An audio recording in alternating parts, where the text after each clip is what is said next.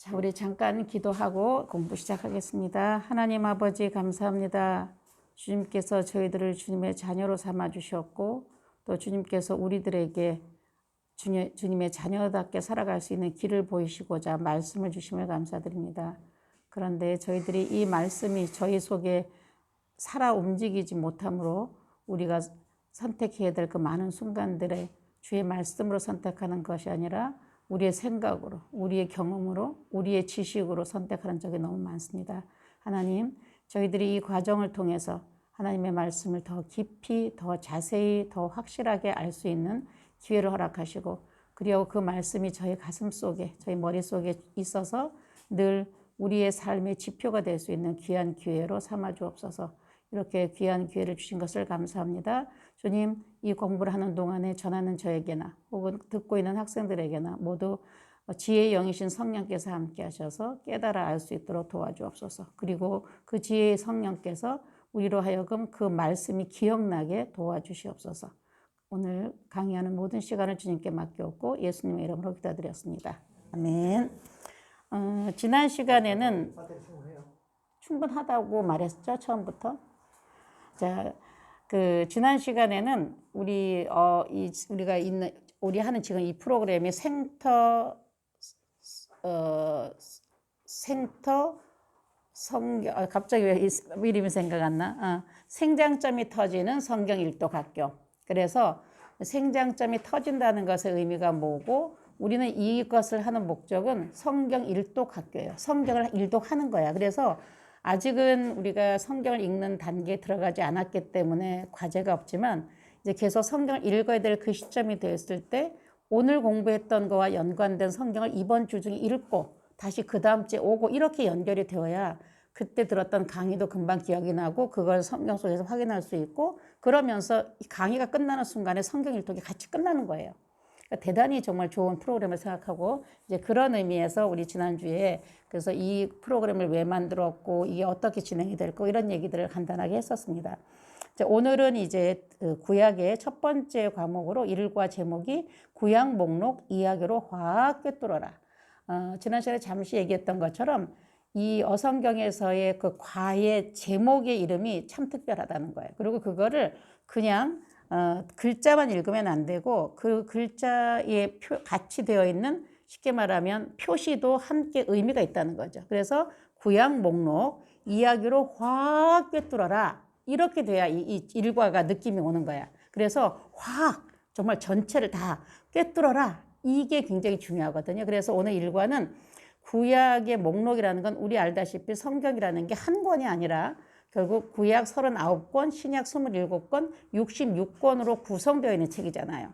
그런데 그 구약의 39권이라는 구약 성경의 목록들을 오늘 이야기로 확 꿰뚫자라고 하는 것이 오늘 일과의 제목입니다. 자, 그러면 여러분들 갖고 계시는 워크북에 보면 오늘의 포인트가 적혀 있어요. 지난 시간에 말했지만 오늘 이 과를 공부하면서 가장 우리가 중요하게 생각한 목적이자 교과 목표라고 생각하면 됩니다. 그래서 오늘은 구약을 통째로 꿰뚫을 겁니다. 오늘 꿰뚫기를 할 거고요. 그 다음에 두 번째, 흐르는 성경 목록 찾아내기. 우리가 창세기로부터 말라기까지 39권의 구약 성경 목록이 이미 우리 성경책 속에 들어있어요. 그런데 그 성경 목록을 흐르도록 우리는 한번 다시 맞춰볼 겁니다. 그래서 오늘은 흐르는 성경 목록을 찾아내는 것. 그리고 세 번째는 이야기로 말할 줄 알기. 1번과 2번은 내가 설명할 거고요. 3번은 여러분이 이걸 공부하고 스스로 할 수 있게 만들어줘야 되는 거죠. 그래서 여러분들이 오늘 강의를 듣고 나면 여러분도 누군가에게 내가 오늘 했듯이 구약 성경의 전체를 이렇게 흘러가는 이야기처럼 말할 수 있도록 하는 게 오늘 우리의 최종의 목표라고 생각하면 되겠습니다. 자, 그리고 나면 이제 밑에 구약을 처음 열면서 이제 우리가 어떻게 이야기해 나가야 되나. 이 워크북은 사실은 지금 우리가 하는 이 성경 일독 학교를 하지 않으면 아무짝에도 쓸모없는 책이에요. 사실 그냥 어떤 사람들 이 책을 한 번쯤 그냥 이렇게 한번 사보는 사람들이 있는데 이 공부 수업을 안 하면 이 책은 아무 의미가 없어요. 일종의 수련장 같은 거라서. 다른 책은 읽는 것만으로도 충분히 책으로서의 가치가 있지만 이 책은 그야말로 내 학습장이야. 그렇기 때문에 이 공부를 하는 사람한테 필요한 책이지 이 공부를 안 하는 사람은 아무 소용이 없어. 이제 그렇지만 그 대신 우리가 공부하는 우리는 이 속에 들어있는 하나의 표현, 하나의 문구 혹은 하나의 표시조차도 다 의미가 있게 만들어졌기 때문에 그걸 충분하게 알고 하면 좋겠다. 그래서 오늘은 이제 구약을 처음 이제 시작하는 거기 때문에 구약을 처음 열며라고 하는 제목이 있고 모든 과마다 앞에 이제 이 1과만 그렇지만 2과 한번 넘겨보세요. 2과의 첫 페이지를 보면 오늘처럼 제목이 있고 오늘의 포인트가 있고 나서 35페이지인데 그 다음엔 스카치 테이프라고 하는 다른 이름이 들어있습니다. 이거는 뭐냐면 스카치 테이프는 앞에 하고 뒤에 하고 붙이는 거라서 오늘은 첫 수업이니까 붙일 스카치 테이프가 없는 거야. 앞에랑 붙일 게 없어. 그래서 오늘은 구약을 처음 열면서 하는 기본적인 얘기를 하는 거고 그 다음부터는 2과부터는 계속 앞에 과와 뒤에 과를 지금 붙이기 때문에 스카치 테이프가 계속 있어요. 이제 그렇게 돼서 오늘은 구약을 처음 열면서 우리가 어떤 이제 자세로 할 것인가 그리고 나면 항상 마지막에 가면 또 오늘 공부한 것에 대한 마무리가 꼭 있어요. 그리고 중간중간에 강의를 진행하다가 한 번쯤 앞의 내용을 좀 정리하고 지나가야겠다 싶을 때 정리된 박스의 내용이 있어요. 근데 그게 굉장히 잘 정돈되어 있어요. 이제 그래서 그 박스 안에 있는 내용들을 잘 읽고 잘 이해하는 게 굉장히 우리의 공부에 도움이 된다라고 하는 겁니다. 자, 그러면 구약을 처음 열면을 한번 볼게요. 사실 말 그대로 성경은 이야기입니다. 성경이 사실 스토리로 돼 있잖아, 그죠? 그래서 우리는 그거를 his story, 그의 이야기, 그가 누구냐면 대문자 h를 써서 우리는 이제 하나님의 이야기라고 이제 우리는 알고 있는 거고 그것이 결국 history라고 하는 역사라고 하는 단어의 시작이다. 이제 이렇게 생각을 하는데 어쨌든 이야기입니다. 드라마, 영화, 뮤지컬 다 얘기잖아요. 우리는 이야기에 빠져 살고 있습니다. 드라마든 영화든 누군가 얘기를 꾸며내면 듣는 사람이 있습니다. 와, 이럴 수가 그렇구나 하면서 빠져들고 그럽니다. 그렇습니다. 성경도 사실 얘기라는 거죠. 구약 성경도 이야기로 풀어야 합니다. 이야기는 짠짠짠짠 흘러가는 거잖아요. 지금 저도 얘기처럼 말하니까 여러분이 들으시는 거거든요. 자, 우리가 구약 성경 39권을 읽으려고 하잖아요. 그렇다면 먼저 전체가 무슨 이야기인지 알고 시작하자는 거죠. 그게 오늘 일과의 주제입니다. 구약 아웃라인입니다. 문제는 성경 목록 하나하나가 모여있는 것이 구약인데 다 조각조각 다른 책인 거예요. 단번에 그것들을 이야기 하나로 쫙 연결하기는 쉽지 않다는 겁니다. 그런데 생터 성경 일독학교, 그 다른 말로 생터 성경방에서는 바로 그걸 하는 거라고 했죠. 퍼즐처럼 맞춰서 이야기 하나로 쫘르륵 꿰는 겁니다. 우선 그거부터 하자는 거예요. 제가 이제 예전에 그 부산 교대 옆에 예동교회라는 교회가 있는데 그 교회에서 이걸 한번 한 적이 있었어요. 그때 이제 목사님께서 예배 시간에 이제 사람들을 이제 모집해야 되니까 이거에 대해 소개를 잠깐 하라고 하시더라고. 그때 내가 소개했던 내용이 뭐였냐면 우리는 사실은 성경에 대해서 많이 알고 있잖아요. 그러니까 우리가 정말 많은 것들을 갖고 있는데 그 우리가 알고 있는 성경의 지식들을 나는 구술이라고 말했어요. 그래서 다 나름대로 자기의 바구니에 구술을 담고 있어. 근데 이 구술이 많은 사람도 있고 적은 사람도 있는 거죠. 이제 교회를 다녔던 뭐 연륜이나 뭐 공부한 양이나 여러 가지를 따라서 사람마다 각기 다른 구술들을 나름대로 가지고 있어요. 그런데 그 구술은 언제 보배죠? 구슬은 꿰어야 보배잖아요. 그러니까 구슬 자체를 내가 이렇게 바구니에 가득 담고 있는 것도 물론 중요하나 그게 구슬로 그냥 바구니에만 담겨 있으면 그게 구슬의 역할을 충분히 하는 건 아닌 거지. 그 구슬을 꿰어서 목걸이를 만들든 팔찌를 만들든 해서 내가 이렇게 하고 다니고 이거를 해야 그때 가치가 있는 거잖아요. 그런데 우리는 구슬만 갖고 있다는 거예요. 그래서 우리 성경은 어떤 의미에서는 그 가지고 있는 구슬을 꿰어서 목걸이를 만들고 팔찌를 만드는 과정이다. 그래서 사실은 여태까지 한 번도 들어보지 못한 새로운 얘기를 하는 게 아니라 이미 하나하나 조각조각은 알고 있어.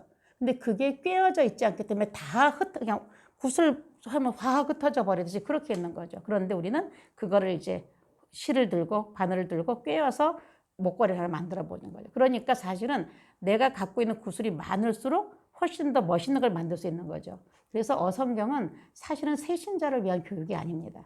새신자는 갖고 있는 구슬이 작아서 사실은 끼워봐야 어쩌면 그 정도 작은 구슬밖에 안 될 수 있는데 오히려 교회를 오래 다녔고 성경을 많이 알고 있고 그런데도 여전히 그냥 담아놓은 구슬과 같은 그런 분들은 끼워넣으면 엄청나게 멋진 거. 그러니까 이 성경을 많이 알고 있는 사람이 들으면 훨씬 이해도 빠르고 바로바로 끼워져서 뭐가 만들어져요.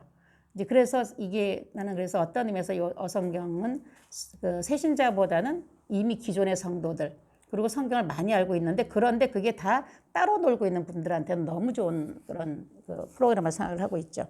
자, 그래서 그것이 이제 전체를 흘러가는 거죠. 그래서 오늘 바로 그거를 하는 게 일과입니다. 구약에 관해서는. 그래서 아니 1600년 동안 40명의 저자가 자기 시대를 살면서 각각 썼는데 그게 한 개의 스토리라고 그렇습니다. 바로 이것이 성경이 진리임을 말해주는 묘미라는 거죠. 성경은 하나님의 감동으로 된 것으로 이렇게 우리가 디모데후서에 있는 것처럼 성경은 분명히 성경 이 책 창세기, 출애굽기, 레위기, 민수기, 신명기 5개는 모세라는 사람이 쓴 책이에요. 그래서 우리는 모세오경이라고 말해요. 그다음에 뭐죠? 여호수아.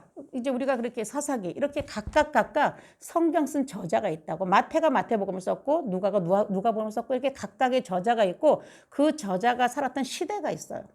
그런데 우리가 이제 사실은 거슬러 올라가 보면 이제 그 모세가 살았던 그 시대를 BC 1500년쯤으로 이제 생각을 하면서 이제 그 이전 창세기로 가면 더 이전이지만 어쨌든 그 모세가 살았던 시절부터 생각해 보면 그 우리가 구약을 처음 그러니까 모세가 처음 창세기를 썼던 그 시절 모세의 시대를 BC 1500년이라고 본다면 성경이 끝나는 요한이 그 마지막 요한계시를 썼던 데를 AD 100년으로 보면 1600년이라는 시간의 그 간격이 있는 거예요. 성경 처음 쓰였을 때 마지막까지.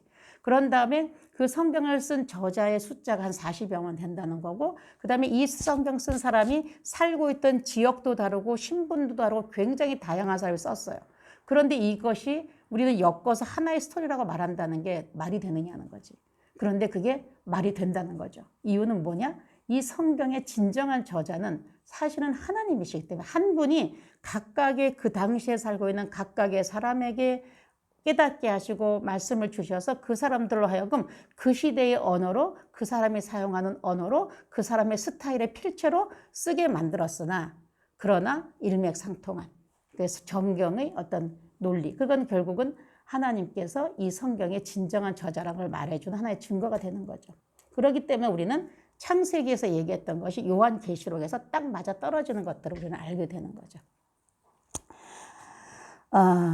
바로 이것이 성경이 진리임을 말해주는 묘미라는 거죠. 바로 이걸 깨달으면 성경이 기가 막히게 재밌어진다 이 말이죠. 뿐만 아니라 성경이 쭉쭉 읽어진답니다. 복음 아니에요? 성경이 쭉쭉 읽어지는 건 너무나 복음이죠. 자, 배추 한 통 요리합시다. 지난번에 했던 병아리가 먹지 못해서 안타까워하는 그 배추 그거 한 통 요리해 봅시다. 이거입니다. 자, 그럼 이제 첫 번째 활동부터 시작을 할게요. 여러분이 근데 오늘 성경책을 안 가지고 왔네. 원래는 성경이 교재예요. 그래서 성경을 가지고 와야 되는데 오늘도 성경이 필요한데 성경을 안 가지고 왔으니까 그러면 요 옆에 저기 요 책꽂이에 가면 성경책들이 몇 개 있는데 그냥 아무거나 상관없어요. 그냥 하나씩 그냥 한번 좀 가져와 보죠. 그래서 성경 공부할 때는 요 워크북과 성경책을 가져오셔야 됩니다. 그래서 나는 좀 무겁고 그래서 어떤 때는 쪽성경 있잖아. 그날 쪽성경에서 그날 수업할 분량에 맞는 거 내가 들고 가서 하기도 해요. 통째로 들고 오기 무거울 때는. 아무거나 다 해도 괜찮아. 자, 그러면 성경을 맨 앞에를 펴면 어느 성경이나 할 것 없이 성경 목록이 있습니다. 자, 거기 그래서 우선 구약 39권 성경 목록이 있는 데를 한번 펴보세요. 맨 앞에는 아마 성경 전서 그래가지고 신구약이 다 있는 페이지가 있고 그 다음에 구약만 써 있는 목록 페이지가 있을 겁니다. 자, 펴보셨어요?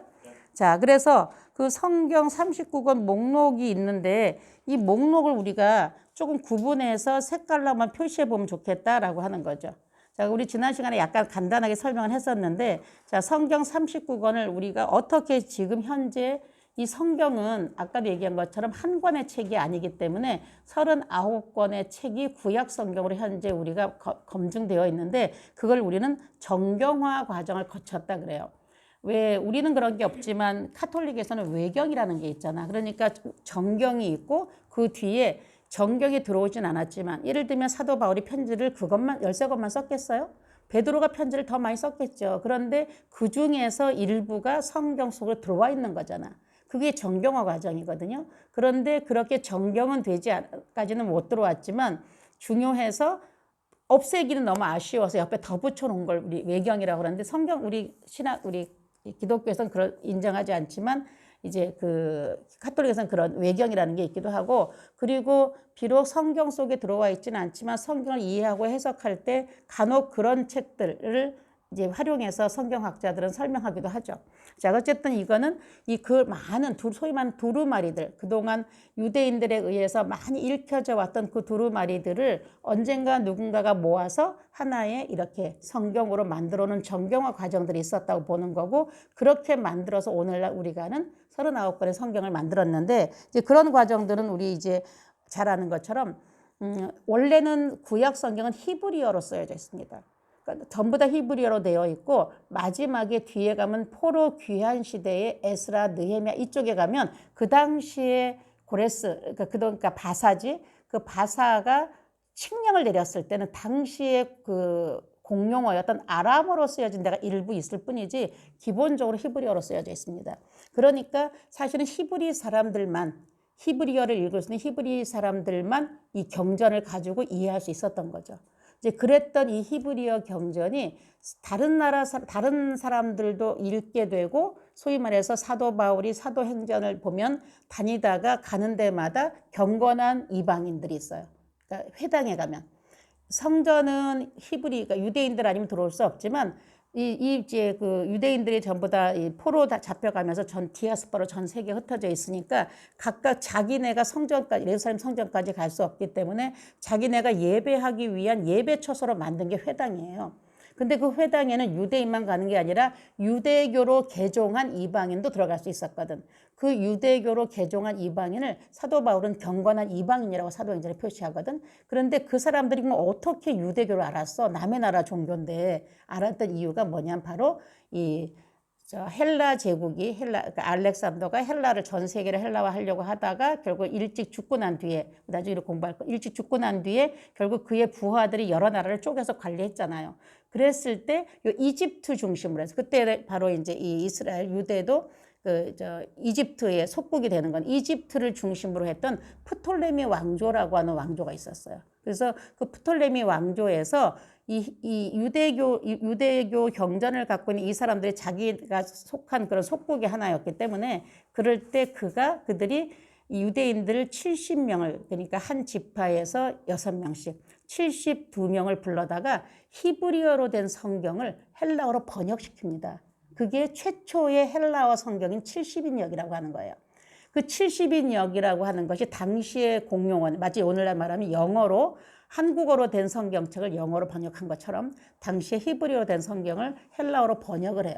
그러니까 헬라어를 아는 사람은 누구나 다 유대인의 경전인 성경을 유대인의 경전 당시로는 유대인의 경전을 읽을 수 있었고 그것이 결국 읽고 거기서 이제 감동받은 사람이 유대교로 개종하게 되는 그런 기회가 되었고 결국 그런 사람들이 곳곳에 있다가 바울이 이제 선교행하면서 회당을 찾아가면 그런 사람들을 만날 수 있었던 거죠. 자, 그렇게 해서 그게 이제 첫 번째 성경이 세계화될 수 있는 첫 번째 과정이었고 그리고 나서 헬라 그다음에 이제 로마가 전 세계를 장악하면서 엄청나게 기독교인을 핍박했잖아요. 그래서 결국 기독교인들을 다 죽이는 그런 네로 황제부터 요한계시록의 마지막이 결국은 굉장히 많은 유대인들의 핍박 속에 있을 때 지어진 책이고 그 요한계시록 끝나고 나서도 계속해서 엄청나게 유대인을 핍박했잖아요. 그러다가 이제 콘스탄티누스 황제 때에 비로소 기독교를 자기 나라 종교로 아예 국교를 인정할 정도로 변화되었잖아요. 이제 그랬을 그때 그러고 나서 그 이후에 소위 말하는 공회라고 말하는데 오늘날로 말하면 그러니까 하나님은 그 사도행전에서 그 베드로가 죽은 가룟 유다를 대신해서 우리가 누가 한 명 더 뽑자 그랬을 때 했던 그거. 그 다음에 사도 바울이 선교여행 다니고 난 뒤에 사도 바울의 선교여행 이방인에게 복음 전하는 게 맞냐 틀리냐라고 하는 것 때문에 하나 예루살렘에서 회의가 열리잖아요. 그랬던 회의 이런 것들이 일종의 다 공회라고 하는 거고 사실은 그거는 성경에서 나오는 그게 아니라 하나님을 믿는 사람들이 모여서 뭔가 성경 속에 없지만 결정을 해야 될 때 했던 방식이잖아. 그러니까 오늘날에 말하면 뭐 총회도 되고 왜 노회도 있고 이런 것이 다 그런 건데 그런데 그런 것에 결정된 거를 권위 있게 인정해 주잖아요. 그것처럼 결국은 이 AD 90년경에 그 얌리아 랍비 회의라고 하는 회의에서 구약 39권을 오늘날의 정경으로 확정을 했다고 해요. 그러니까 굉장히 시간이 오래된 거죠. 사실 그러니까 이게 성경이 오늘날의 이 성경으로 구약 성경 39권이 완성된 게 AD 90년경 같으면 이미 신약이 거의 끝나가는 시점이잖아요. 그죠? 그런데 그때까지는 전부 다 하나씩 하나씩 그냥 모세오경 외에는 전부 다 두루마리처럼, 그러니까 사람들은 다 그거를 그때도 읽고는 있었어. 유대인의 경전으로서 다 읽고 있었지만 그것을 이렇게 하나로 묶여지는 상태는 아니었다는 거죠. 이제 그런데 AD 90년에 비로소 구약 성경이 확정되었고, 그 다음에 신약은 그때 AD 90년, 100년 정도의 신약 성경은 우리가 알고 있는 신약 성경 다 쓰여졌지만 그거는 AD 397년쯤에 카르타고 공회라고 하는 곳에서 21권으로 확정이 되었다고 해요.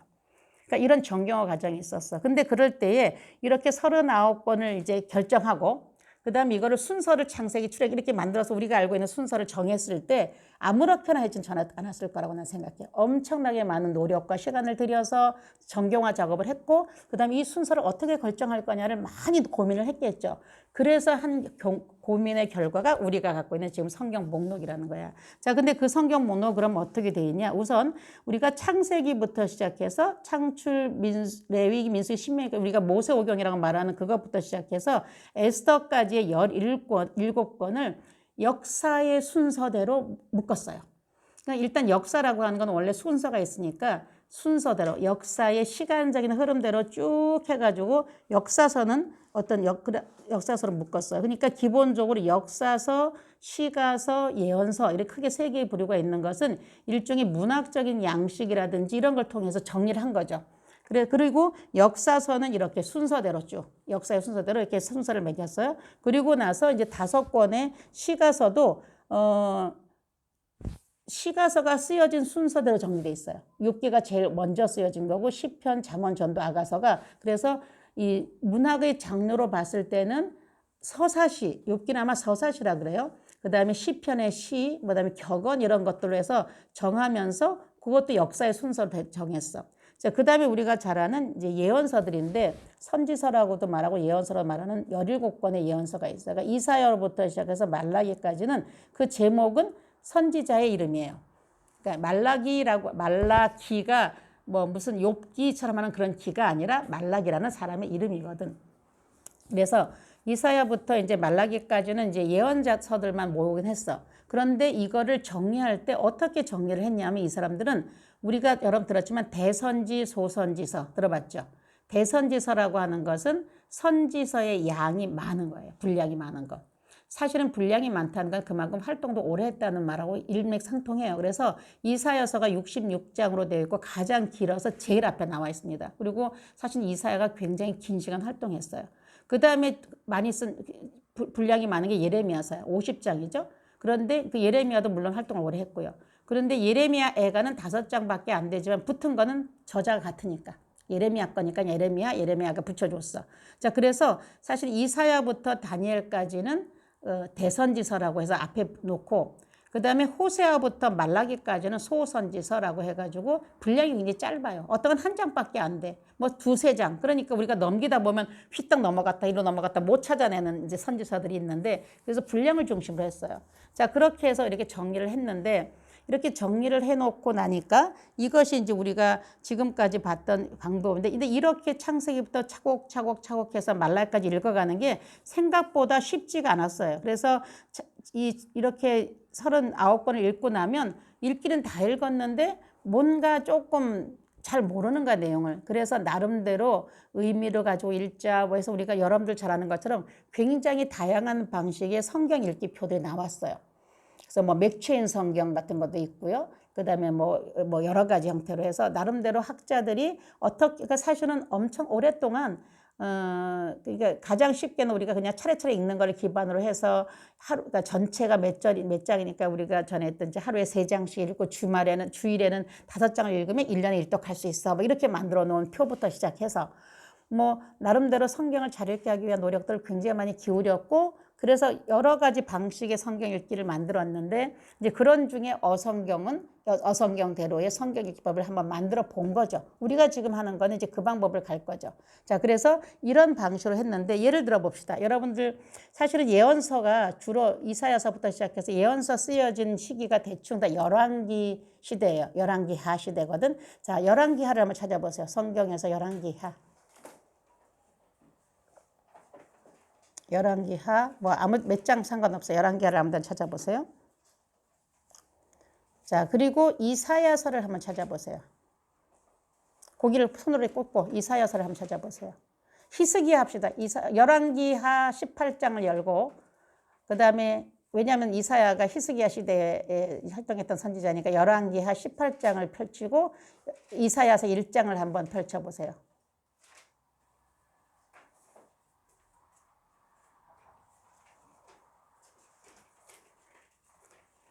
그래도 그건 생각보다 멀진 않네. 자, 그래서 이렇게 중간을 한번 성경을 보세요. 우리 이렇게 그러면 열왕기하를 읽다가 그리고 그럼 좀 더 극단적인 걸 해볼까? 한 열왕기하 뭐 한 20장 정도 지나가면 요시야 왕 시대가 있고 열왕기하 25장까지 있죠. 한 2장쯤 해보면 그때가 나라가 막 멸망하고 하는 그런 시점. 여호야김 왕 나오는 그런 때쯤 되죠. 그러면 하박국을 한번 찾아보세요. 예언서 하박국. 하박국이 여호야김 시대에 활동했던 선지자입니다. 하박국. 거의 구약의 끝쯤에 가 있을 겁니다. 하박국은.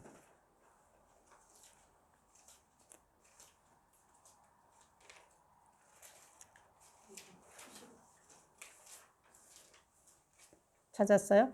자, 그러면 열왕기하와 하박국까지의 그 성경의 그 양을 한번 보세요. 자, 그 열왕기를 읽고 그 하박국을 읽을 때 그 열왕기의 내용을 기억할 수 있을까? 그 사이에 다른 거 읽다가 다 잊어버렸죠. 그런데 어떻게 하박국의 그 하나님을 향한 토로가 그 시대 여호야김 왕 시대에 활동했던 하박국의 그 토로로 연결이 되냐는 거지. 현실적이지 않잖아요. 그래서 우리가 성경이 머릿속에 잘 기억이 되지 않는 거예요. 특히 예언서는 엄청 우리가 이해가 안 되는 거죠. 그래서 우리가 이런 단점을 보완해서 성경을 조금 더 실감 있게 현실적으로 제대로 한번 읽어보자. 이게 이제 우리 어성경이 하고자 하는 얘기인 거예요. 자, 그래서 이제 우리는 그렇게 한번 해보겠다는 뜻이 있고요. 그렇게 해서 이제 만들어낸 거고. 자, 그 다음에 이제 그러면 이런 마음을 가지고 한번 봅시다. 그러면 내용을 한번 들어가 볼 텐데 먼저 효과를 극대화하기 위한 아이디어가 있어요.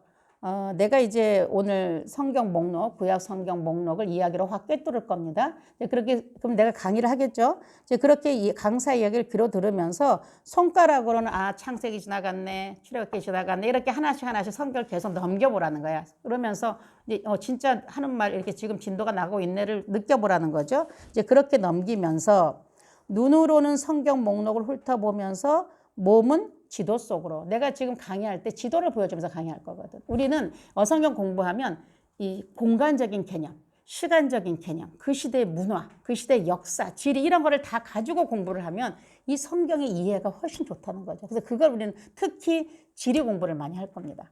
그래서 그런 걸 같이 그래서 내 지도를 같이 보여주면서 얘기할 거거든. 지도 속 들어오고 그러면서 마지막으로 내가 마치 그 당시의 성경 속에 그 사람인 것처럼 내가 그 사람이 되어서 발로 함께 거기 여정을 같이 걸어보자는 거죠. 그걸 소위 우리가 말하는 시뮬레이션을 해보자는 거야. 거기까지 가면 그러니까 이 유대인 그러니까 이 출애굽해서 광야를 걸어가는 그들의 히브리인들의 광야길을 내가 같이 걸어가 보자는 거야. 그래서 내가 그 어려움을 같이 겪으면서 그 배고픔, 목마름 이런 걸 내가 경험하면서 그들이 하는 원망이 비현실적이고 신앙 믿음 없는 사람이냐라는 거죠. 예전에 우리가 그 선교수를 갔을 때 어떤 최 장로가 그때 신학 공부했던 사람들의 그러니까 온라인으로 거기도 사이버 신학대학원 했는데 하고 졸업여행으로 간 거예요. 거기에 이제 나도 끼어갔는데, 그러니까 다들 신학 공부한 사람들이니까 나름 그런데, 그래서 이제 우리가 그 시나이 반도 그 시내 광야를 갔는데 차를 타고 갔죠. 근데 어떤 분이 나는 성경이 안 믿어지려고 한다고. 어떻게 이 길을 걸어갔단 말이냐고. 어떻게 이 길을 사람이 걸어갔고 이 길을 걸어가면서 그러니까 오히려 그 믿음 없었다고 생각했던 그 광야를 걷던 그들이 이해가 안 되는 게 아니라 그 사람들이 이 길을 걸었다는 게 이해가 안 되려고 한다. 욕 나올 만하지. 그 불평 나 같으면 그보다 더 많이 했겠다. 이런 느낌. 그렇게 그래서 성기순례를 가본 사람과 그렇지 않은 사람과는 성경을 이해하는 수준이 다르다는 거예요. 한번 가보라고. 이번에 우리도 얼마 전에 갔지만 사도 바울이 갔던 토로스 산맥을 지나가 봐야 이 바울이 얼마나 고생하며 이 선교를 다녔는지를 가슴으로 느낀다니까. 그래서 필요해요. 때가 되면 꼭 가세요. 가능한 빠를수록 좋아요. 왜냐하면 성경을 훨씬 더 많이 읽을 수 있기 때문에. 자, 그래서 이제 그런 얘기를 우리가 해보면 좋겠다라는 겁니다. 자, 그러면 두 번째, 오늘의 이제 핵심적인 내용인데, 구약 모노 이야기로 화학 꿰뚫기를 해보겠습니다. 자, 이제 구약을 이야기로 화학 꿰뚫어 봅시다. 누구에게든지 성경을 처음부터 끝까지 이야기로 쭉 말해줄 수 있다면 얼마나 좋겠어요.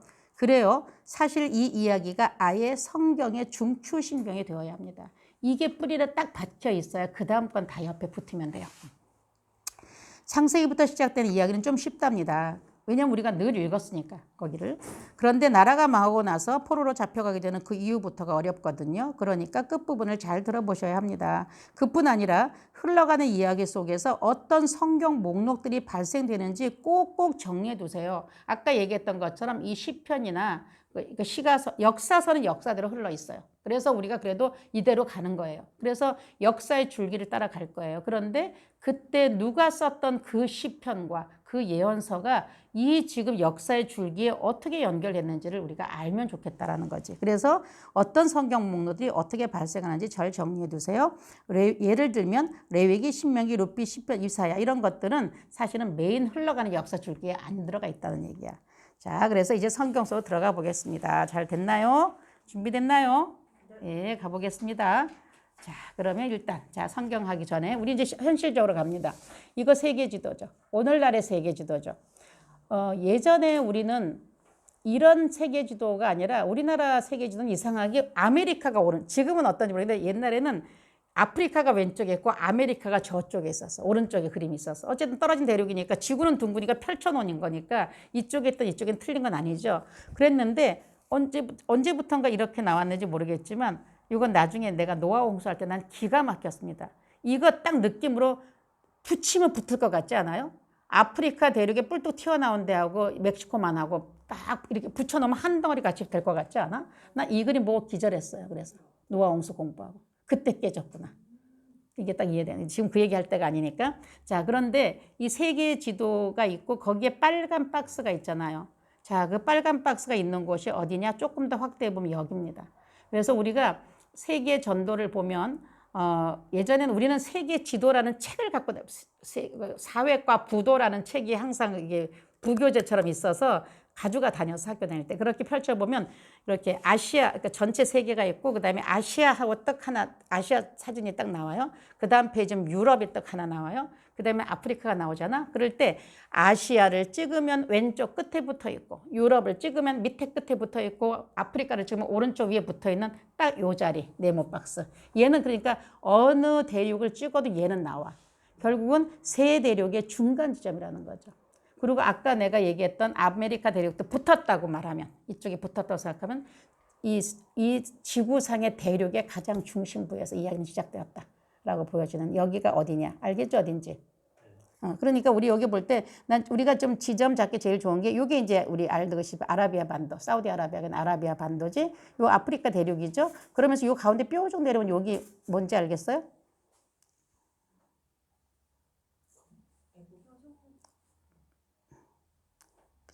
해볼까? 요게 뾰족 나온 요게 무슨 반도야? 요 뾰족하게 나온 여기 이게 바로 시나이 반도예요. 시나이 반도. 시나이 반도고 여기야말로 그야말로 끊임없는 분쟁이 일어났던 곳이고 그 시나이 반도를 양쪽으로 이렇게 반도가 양쪽으로 가죠. 요게 뭐예요? 홍해예요. 그게 홍해예요. 자, 그래서 여기가 성경의 중심이 되는 곳이다라고 하는 거죠. 성경의 이야기는 여기서부터 시작을 합니다. 자, 그래서 이 성경 이야기 시작되는 이곳. 그래서 좀 더 확대하면 바로 여기. 아까 말했던 시나이 반도가 여기 있는 거죠. 그래서 이집트가 있고 여기 가나안이 여기 있고. 자, 그리고 나서 지금 여기 두 개의 강, 티그리스 강과 유프라테스 강이라는 두 개의 강이 있는 요 지역. 그래서 여러분들 보통 성경의 그 뒤에 가보면 세계 근동지도 그 당시 성경 시대의 구약 여기 있네. 구약 시대 고대 근동지도라고 하는 이 사진들이 대부분 많이 붙어 있어요. 이게 구약의 무대가 되는 곳이거든. 자, 그럼 우리는 요 얘기를 좀 하기 전에 좀 더 현실감을 갖기 위해서 그럼 구약의 무대에 위치한 오늘날의 국가는 어딘가를 한번 찾아보자고. 그게 훨씬 더 나아요. 자, 그래 봅시다. 자, 여기 어디냐? 여기 어디예요? 이스라엘이에요. 가나안 땅. 예, 아까 가나안이 어떤 데가 이스라엘입니다. 자, 이스라엘이고 그다음에 저 위에 제일 넓은 데 터키. 그러니까 여기 터키라고 하는 곳이 이제 그 구약에서는 신약에서는 굉장히 중요한데 구약에서는 사실 이 위에 잘 가지는 않아요. 터키. 그리고 나서 이스라엘 바로 위에 이 뭐죠? 레바논. 그리고 요단 동편 땅이라고 하는 데가 지금 요르단입니다. 요단. 그러니까 지금 보면 여기 요렇게 지금 요렇게 된 여기에서 요게 사해바다고 이게 흘러간 요게 요단강이거든요. 그래서 요단 동편 땅 요르단, 요단 서편 땅 가나안, 이스라엘이에요, 지금. 그리고 그 위에 시리아, 옛날에 수리아 안디옥이라고 했던 게 시리아, 오늘날의 시리아. 지금 완전 나라가 엉망돼서 난민들이 엄청나게 나와 있는 시리아. 그리고 그 밑에가 이라크. 그러니까 바벨론이었어요. 바벨론 제국의 땅이 오늘날 이라크입니다. 그죠? 이라크. 그리고 그 다음에 이 왼쪽이 이제 이집트죠. 지금도 이집트죠. 거기 애굽이죠. 성경에는 애굽이라고 나오고 이집트. 자, 그리고 근데 지금 현재는 이 시나이 반도가 계속 싸우다 지금 이집트 땅이에요. 그리고 저 오른쪽엔 이란. 예전에 페르시아 바사죠. 성경에 나오는 바사 제국. 그러니까 거기는 훨씬 더 오른쪽이었다 생각하면 돼. 여기가 이제 거의 구약 성경의 메인 무대는 사실 이 정도이고, 그리고 밑에가 이제 우리가 잘 아는 사우디아라비아, 엄청 큰 나라가 아라비아 반도에 있는 나라고, 그 옆에 쬐그만 나라 쿠웨이트가 있고, 뭐 이런 정도. 이런 곳이 성경의 구약시대의 무대인 거예요. 그래서 요단 동편 땅은 지금 요르단, 요단 서편 가나안 땅이 지금 이스라엘, 그리고 우리 애굽이라고 하는 이집트, 그리고 수리아 안디옥에 있었던 시리아, 위에 레바논도 작은 나라가 있고요. 그 다음에 이라크, 더 우리 알고 있는 아수르, 바벨론이라고 하는 대제국이 있었던 곳. 자, 그곳입니다. 여기가 구약 성경의 하나님이 세상을 창조한 창세기의 첫 무대다라고 생각하시면 돼요. 자, 우리 그럼 이제 여러분들 워크북 26페이지부터 시작해서 이제 여기 어떤 일이냐면 창세기라고 하는 책에 대한 얘기부터 시작을 할 건데 이제 간단하게 시작할 거죠. 자, 창세기는 두 개로 나눠져 있습니다. 창세기 1장 1절에 태초에 하나님이 천지를 창조하시니라 라고 시작하는 창세기가 시작이 됩니다. 그런데 그 창세기 1장부터 11장까지는 창조와 인류 일반 역사가 시작되는 이야기입니다. 자, 그런데 이 창세기의 무대라고 하는 것이 이제 어딘가라고 하는 건데 하나님이 세상을 창조하시고 그리고 마지막 날에 사람을 창조하심으로 하나님의 창조 사역의 끝이 났죠. 그리고 그 하나님이 사람에게 축복하고 하시면서 그들을 살 수 있도록 하는 아름다운 동산, 우리가 잘 아는 에덴 동산을 주셨죠. 그리고 에덴 동산에 살았는데 그러면 그 에덴이 어디쯤인가라고 하는 걸 오늘날 찾으려고 하니까 찾기가 좀 어려워. 그런데 성경에 보면 에덴에서 발원하는 4개의 강이 이름이 나옵니다. 근데 그 강 중에서 현재 남아있는 2개의 강이 있어요. 그게 바로 뭐냐면 티그리스 강과 유프라테스 강이라고 하는 2개의 강은 나와요. 그러니까 성경에 나오는 4개의 강 중에 현재 그 지명이 남아있는 티그리스 강과 유프라테스 강이 있기 때문에 이 지역 어딘가가 아마 에덴일 것이다 라고 추정을 하는 거죠. 자, 그런데 이 두 강, 이 티그리스 강과 유프라테스 강이라고 하는 두 강을 중심으로 인류의 최초의 고대 문명이 발생합니다. 그게 뭐냐면 바로 메소포타미아 문명이에요. 자, 메소포타미아 문명의 메소라고 하는 건 between이라는 뜻이에요. 하나와 이것과 이것 사이. 그 다음에 포타미아는 강이에요. 그래서 메소포타미아라고 하는 말은 두 강 사이의 문명이라는 뜻이에요. 그래서 메소포타미아 문명이라고 하는 것은 인류 고대 최초의 문명이며 티그리스 강과 유프라테스 강 사이에서 발생한 문명.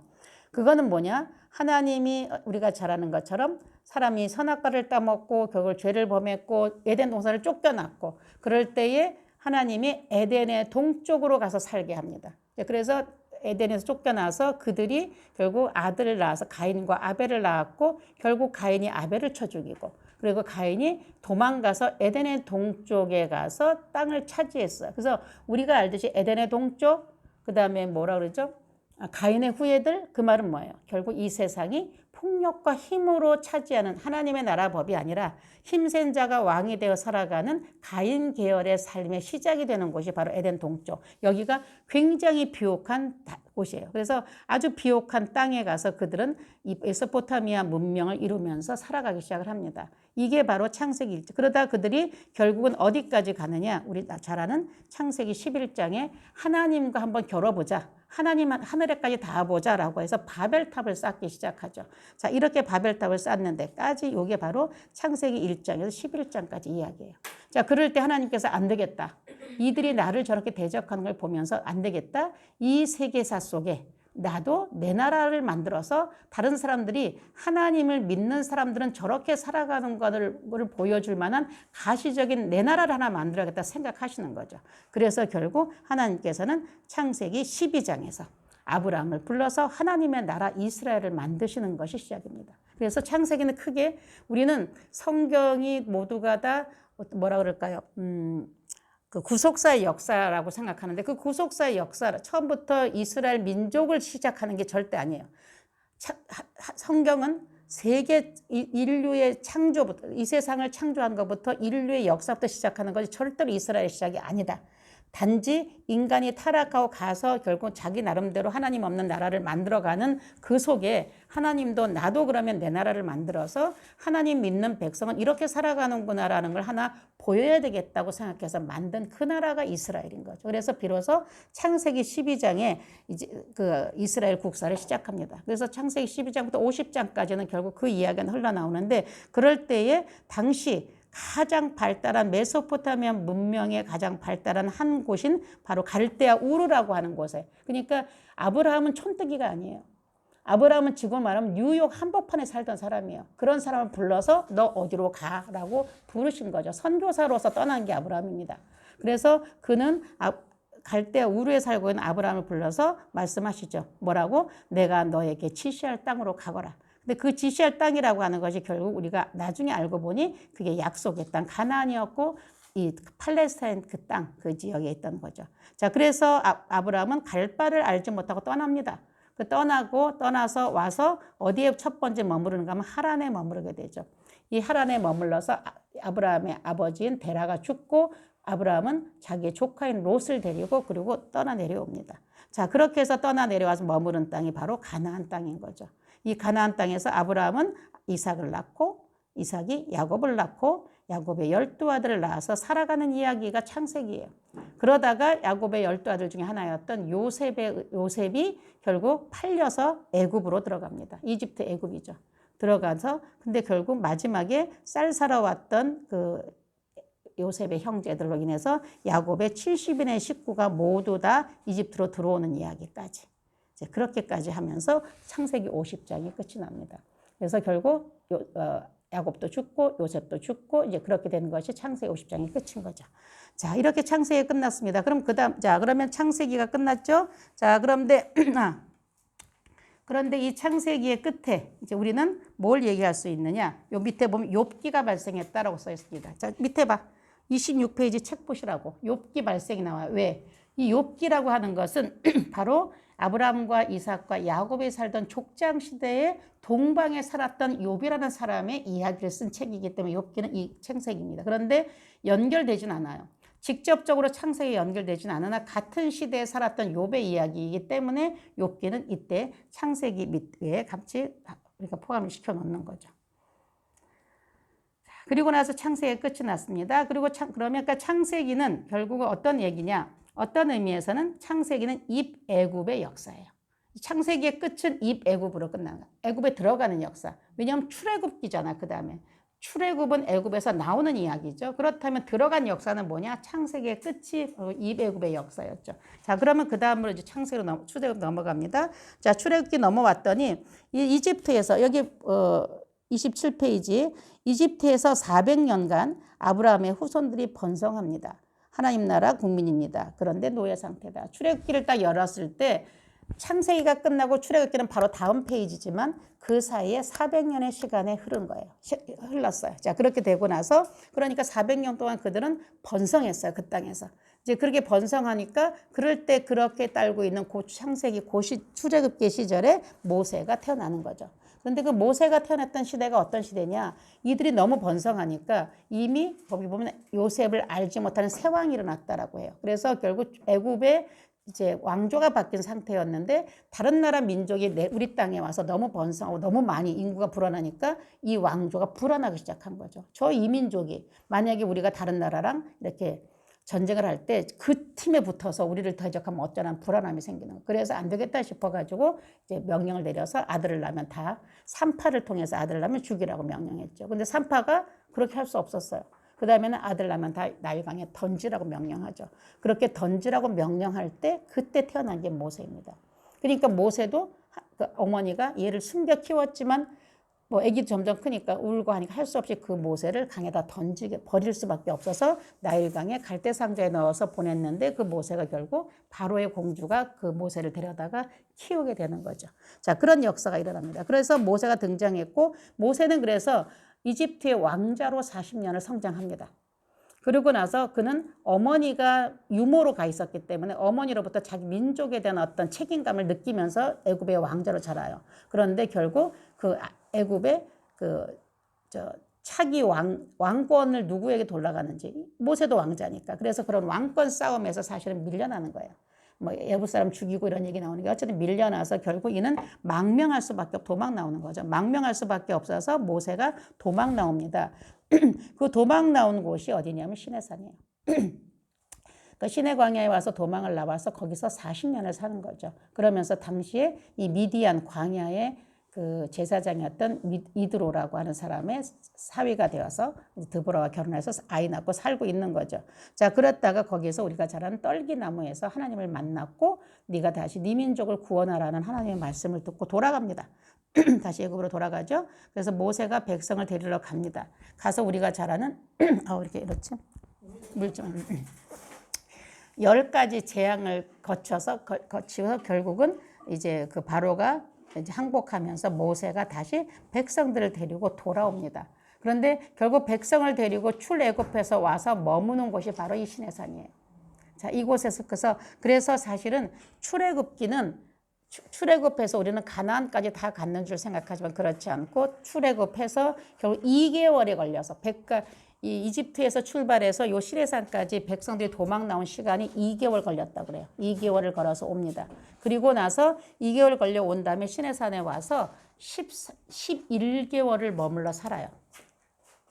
그래서 이집트에서 시내산까지 가는데 요 중간에가 홍해예요? 홍해는 여기. 요 아까 얘기했잖아. 요 시나이 반도 여기가 홍해고 여기 홍해거든. 요 홍해를 건너간 거죠.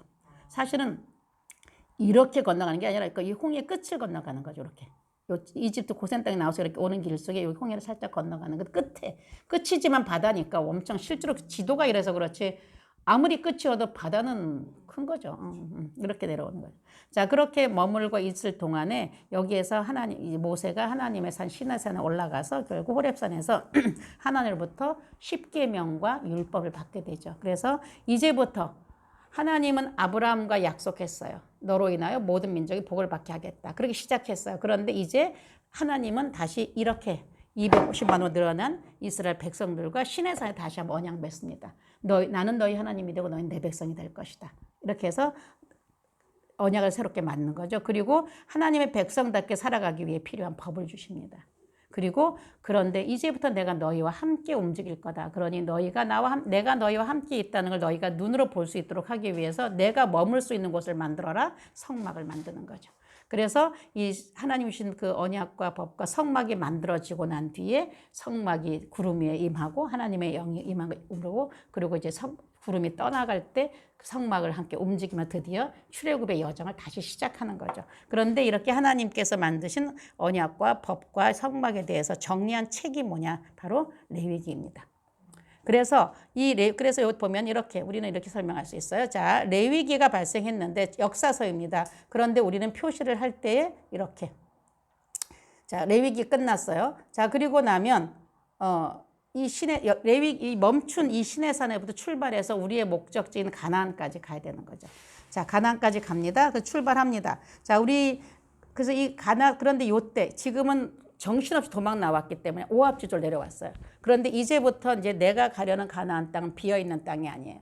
이미 가나안 민족이 살고 있기 때문에 어쩌면 필요하면 전쟁을 하고 그 땅을 빼앗아 우리가 살 수 있는 곳을 가는 겁니다. 그러니까 전쟁을 하기 위해서 이제 군대, 병력을 조직하는 게 바로 민수기예요. 백성의 수를 센다라는 뜻이에요. 민수기는 말 그대로. 그래서 이 민수기를 공부할 때 우리가 기억해야 될 곳은 일단 시내산, 이 자리에 있다. 그 다음에 두 번째 가데스 바네아라는 데를 기억해야 되고, 그리고 마지막에 이 모압 평지라는 걸 기억을 하면 돼요. 자, 그렇게 가는데, 자, 그럴 때에 이 시내산에서 백성의 수를 세어서 지파별로 쭉 숫자를 세요. 자, 그 숫자를 센다. 그래서 백성의 수를 센다. 그래서 민수기입니다. 자, 아직은 시내산 여기서 인구조사 명령이 떨어진다. 국방부 병력조사다. 이제 군대 간다는 거죠. 자, 7번. 드디어 시내산을 이동한다. 목표 지점은 어디냐? 바란 광야 가데스 바네아입니다. 자, 여기까지 가는 거예요. 물론 가다 잠시 쉬겠지만 일단 가는데 이 가데스 바네아가 오아시스라 그래요. 그러니까 이만한, 그런데 앞에서 그 병력을 조사했더니 20세 이상 된 장정만 63만 몇천 명이 나와요. 그러니까 그렇다면 여자, 아이들, 노인들을 다 합치니까 약 250만일 거라고 추측하는 거죠. 그래서 출애굽할 당시에 이스라엘 백성의 수는 250만쯤 된다고 보는 이유는 20세 이상의 군대 나갈 그 군인의 수가 63만이기 때문에 어린아이, 여자, 노인을 다 합치면 그 정도일 거라고 보는 거죠. 자, 그런 250만이 모여서 잠시 머무를 수 있을 만큼 온 거죠. 그런데다가 문제는 뭐예요? 이거 보세요. 우리 아까도 봤던 거죠. 이거 뭐죠? 요게 갈릴리 호수, 요단강 사해바다예요. 그렇기 때문에 요게 지금 우리가 가고자 하는 가나안 땅이 바로 이거잖아요. 그래서 여기서 바로 이렇게 올라가면 가나안이죠. 그러니까 여기서 일단 한숨 돌리는 거예요. 일단 머물러요. 그래서 이제 거기서 가려고 하는데, 자, 여기 보면 뭐라고 돼 있죠? 가란 방야 가데스에 도착하자마자 가나안 정복을 위해 정탐꾼을 보내라는 명령을 받는다. 사실 명령이 아니라 우리가 전쟁을 해야 되니까 한 번도 가보지 않은 땅에 가서 아무것도 모르고 어떻게 전쟁합니까? 우리 올라가서 정탐꾼을 보내서 그 땅이 어떠한지, 거기 거민이 어떠한지, 뭔지 우리 한번 조사해보고 옵시다라고 하는 거예요. 그래서 한 지파에서 한 명씩 대표를 불러서 12명의 정탐꾼을 보냅니다. 그래서 그들이 40일을 정탐하고 돌아와요. 그런데 우리가 잘 아는 것처럼 정탐하고 돌아온 그들이 결국 뭐라고 말합니까? 거기는 과연 젖과 꿀이 흐르는 땅입니다. 그러나 그곳에 사는, 그래서 포도나무를 메고 오는 거죠. 이렇게 열매가 날 만큼 좋은 땅입니다. 그런데 거기에 사는 사람들도 엄청 큽니다. 그 사람들한테 비니까 우리는 마치 메뚜기 같아요. 우리 절대 그 사람들하고 전쟁에서 못 이깁니다. 바로 이거죠. 그게 바로 9번이죠. 명령을 받은 1세대 가나안 정복을 포기합니다. 그래서 절대 우리 못 이기니까 우리 도로 돌아가든지 여기 살든지 우리 못하지 안 돼요 라고 하는 거죠. 자, 그렇게 돼서 결국 그 결과 38년을 그냥 산다고 얘기하는데 38년을 그게 사는 게 뭐예요? 하나님께서 너무 화가 났어요. 안 된다. 그럼 난 저들하고 같이 나는 못하겠다. 그러니까 그럼 나는 내버려 두고 모세 보고 너랑 나랑 새로 시작하자. 근데 나는 이거 필요 없어 라고 했는데 그때 모세가 결국은 하나님 앞에 비는 거죠. 하나님 그러실 수 없습니다. 이 백성 버리지 마십시오.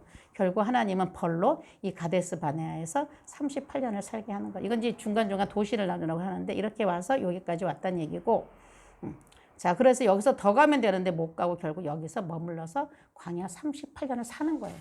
광야가 너무 멀어서 가나안 땅까지 가는 거리가 너무 멀어서 40년이 아니고 믿음을 버렸기 때문에 결국 그들은 가나안 땅에 들어갈 자격을 잃어버렸기 때문에 하나님이 여기서 그냥 먹고 살다 죽으라고 남겨두는 거죠. 38년이 있으면서 출애굽할 당시에 어른이었던 사람 다 죽을 때까지 기다리는 게 38년입니다. 자, 그리고 나서 이제 38년이 지나서 광야 1세대가 다 죽고 그러면서 딱 살아있는 사람 3사람이에요. 여호수아, 갈렙, 모세입니다. 그 외에 다 죽었어요. 자, 그리고 나서 다시 출발해 갑니다. 다시 출발해 가려고 하는데 바로 여기로 가야 되지만 여기 못 가는 거죠. 바로 위로 못 가는 거죠. 자, 그리고 이제 돌아갑니다. 자, 돌아가는데 결국 이제 여기를 바로 갈 수 없어 돌아가는데 이게 남의 나라 국경인 거죠. 그래서 여기 있는 것처럼 에돔과 모압과 암몬이 살고 있는 이 국경을 지나가야 되는데 아무도 안 비켜줘요. 이 사람들이 돌아오는 길에 대한 소문이 이미 나 있기 때문에 아유 점이 골치 아픈 민족과 섞이지 말자. 아무도 안 비켜줍니다. 그러니까 할 수 없이 남의 나라 땅을 지나갈 수 없어서 국경을 돌아 가느라고 이렇게 힘들게 가는 거예요.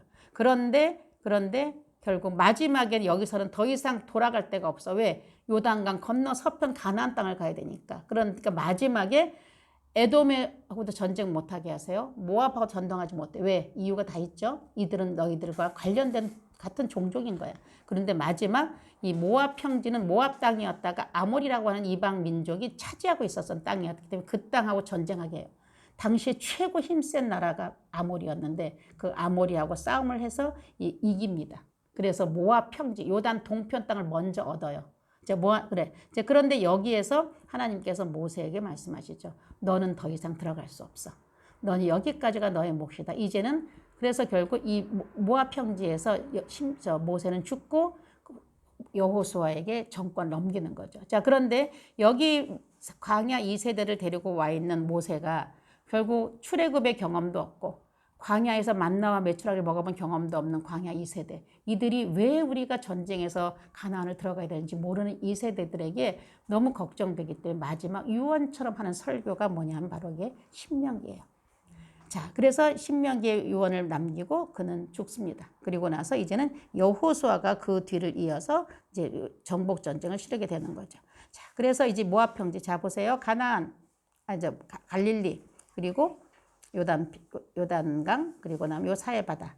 자, 여기서 요단 서편이라고 하는 요단 동편 땅, 길르앗 땅이라고도 말하는 요단 동편 땅. 여기가 모압 평지라고도 말하고 여기를 먼저 얻어요. 그러니까 자기 땅이 된 거죠, 일단 이스라엘에. 그런데 여기에서 우리 먼저 일단 지파에게 땅을 분배합니다. 그래서 르우벤과 갓과 므낫세의 반지파에게 일단 땅을 분배해요. 자, 그리고 나서 이제 요단강을 건너서 요단 서편 가나안 땅을 위해 정복해가는 전쟁의 이야기가 여호수아입니다. 그래서 여호수아는 결국 이 땅을 다 차지하게 되고 거기에 나머지 지파들에게 땅을 다 분배하죠.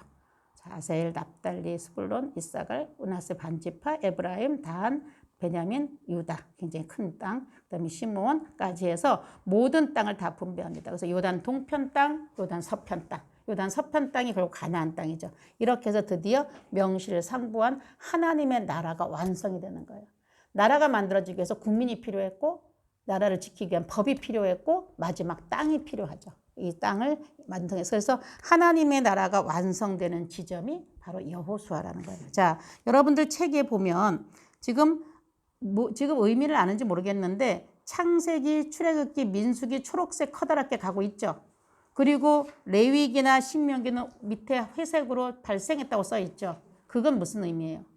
결국 위에 지금 초록색으로 가는 거는 역사가 흘러가고 있는 주된 역사의 흐름대로 가는 거고 밑에 붙어 있는 거는 역사서에 포함은 되어 있으나 역사가 흘러가지 않는 발생했던 목록이기 때문에 두는 거예요. 이해돼요? 자, 그렇게 해서 여호수아 넘어갔습니다. 여호수아까지 갔죠. 자, 그럼 나라가 완성됐으면 나라를 이제 운영해야 되는 거죠. 그 나라가 운영되는 시점이 바로 사사기 시대입니다. 그러니까 사사기 시대라고 하는 것은 마치 여호수아와 같은 그런 시대와 그다음에 왕정 시대의 중간에 있었던 그 정치 형태처럼 생각하지만 그렇지 않아요. 사실은 하나님이 왕이시고 그다음에 하나님이 레위 지파에게 책을 그러니까 이 여러 하나님의 율법을 맡겼잖아요. 레위 지파의 책임은 뭐냐? 백성들에게 하나님의 말씀을 가르치고 제사를 집전하고 하는 책임이 레위 지파한테 있어요. 그래서 아까 기억했나 모르겠지만 땅 분배할 때 레위 지파 땅 있었어요, 없었어요? 없었죠. 레위 지파는 12지파의 땅이 다 흩어져 살아야 돼요. 왜냐하면 각각 있는 지역에서 그 지역의 사람들을 책임지고 하도록. 그래서 하나님이 왕이시고 중앙 집권. 그리고 레위 지파가 각 지파에 흩어져서 아주 아름다운 지방 자치, 분권. 그렇게 해서 운영되면 멋진 하나님의 나라가 이루어져야 될 때가 바로 사사시대인 거죠. 그런데 우리가 알지 사사시대 엉망인 겁니다. 자, 그래서 사사시대로 넘어갔어요. 자, 여기 지금 회색으로 흘러가 있는 거는 시간이 흘러가는 걸 회색으로 표시했어요. 그 다음에 시간의 흐름 따라가는 건 위에 커다란 동그라미예요. 밑에 작은 동그라미는 그 시대지만 머물러 있었던 거. 이제 신명기 같은 경우는 민수기가 끝날 즈음에 거기에 앉아서 모세가 했던 얘기이기 때문에 신명기 속에 포함되는 시기라는 말이야. 자, 사사기입니다. 자, 여기 우리 28페이지 사사기 설명이 나옵니다. 여호수아가 죽자 땅을 빼앗긴 원주민들이 원래 가나안 족속이 살고 있던 땅을 우리가 전쟁에서 이겨서 뺏은 땅이잖아요. 그러니까 땅을 빼앗긴 원주민들이 역침입을 합니다. 그러니까 그런데다가 전쟁의 사이클이 계속됩니다. 그런데 문제는 뭐냐? 왜 이런 전쟁이 일어났느냐? 하나님이 이들에게 너희는 가나안 땅에 들어가면 그 나라 사람들과 섞이지도 말고 혼인도 하지 말고 그들처럼 살지도 말아라. 그들을 다 죽이라고 말씀하셨잖아. 근데 다 안 죽였고 가나안 사람이 남아 있었고 그들은 거기서 그들과 섞여 사는 거예요. 그러니까 하나님이 그 섞여 살지 못하게 하셨는데 그런 결국 하나님이 결국 그들을 위해서 전쟁을 일으키게 하는 거죠. 우리가 볼 때는 땅 찾으러 오는 전쟁이지만 하나님 입장에서 볼 때는 결국 백성들을 이스라엘 백성들을 혼내주는 전쟁인 거죠. 그럼 그때 비로소 이제 잘못했다고 막 회개하는 거예요. 그럼 하나님이 그들을 불쌍히 여겨서 그 전쟁을 이기게 하기 위해서 들어 쓰시는 사람들이 사사예요. 그게 바로 사사시대죠. 그래서 12명의 사사가 옵니다. 그래서 사사들이 나타나 방어를 하곤 했지만 백성들은 이제 그러니까 12명의 사사가 일어나서 결국 사사가 살아있는 동안에는 평안해요. 사사는 세습하지 않았습니다. 사사는 죽으면 그로 끝이었어요. 자, 그럼 사람들이 살다가 또다시 똑같은 계속 그런 일을 반복하는 거죠. 이제 그런데 전쟁을 할 때 보니까 저쪽 상대방 나라는 드디어 이제 왕정 국가가 시작이 되면서 왕이 있고 엄청 멋지게 왕이 있고 이렇게 막 장군들이 있고 멋지게 해서 전쟁하러 오는데 여기 사사는 뭐예요? 소몰던 막대기 들고 나가서 전쟁하지를 않나, 왼손잡이 뭐 나가서 하지를 않나, 뭐 오합지졸인 거예요. 그러니까 이들은 생각할 때 아, 우리가 왕이 없어서 그렇구나. 우리도 왕이 있었으면 우리나라가 이렇게 맨날 시달리지 않고 우리도 왕이 있으면 좋았는데 계속 왕을 찾는 거죠. 그 백성들이 왕을 찾습니다. 자, 그리고 이 왕을 찾을 뿐 아니라 이 사사시대가 얼마나 엉망진창이었던 시대였는지를 보여준 스토리들이 있어요. 그러니까 사사기가 16장에 삼손이 나옵니다. 마지막 사사 삼손이 나오고 나서 17장부터 21장까지는 두 개의 스토리가 나와요. 그게 일종의 사사기의 정사가 아닌 야사들이에요. 그러니까 사사시대에 있었던 일들. 그리고 또 하나의 야사가 있는데 그게 뭐냐면 바로 룻기예요. 룻기는 사사 기드온 시대에 있었던 어느 가정의 이야기예요. 그런데 그 가정의 이야기를 통해서